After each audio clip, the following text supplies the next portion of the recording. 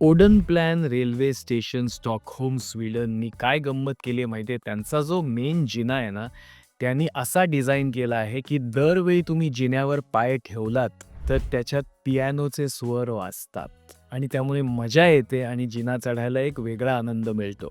हे त्यांनी का केलं असावं? त्यांना लक्षात आलं म्युनिसिपॅलिटीला, की त्या एरियातली लोकं कमी चालत होते, त्यांची वजनं वाढत होती, मधुमेहाचं प्रमाण वाढत चाललं होतं. म्हणून त्यांना काहीतरी आयडिया करून प्रोत्साहन द्यायचं, की ते जिने चढतील. कारण अर्धेच्या वर लोकं ही एस्केलेटर आणि लिफ्ट वापरत होते तिकडे.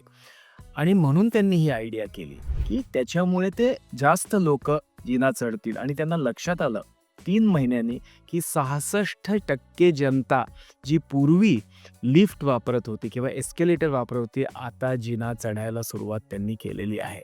आहे की नाही अनबिलिव्हेबल आयडिया.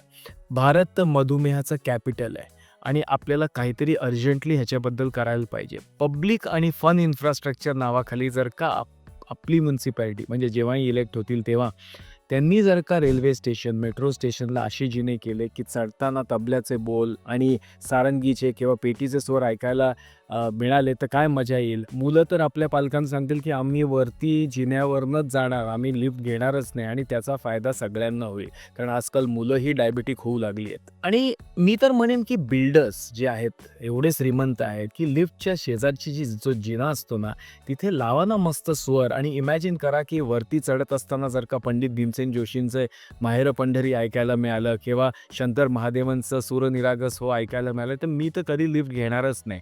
एवढी मजा येईल वरती चढताना.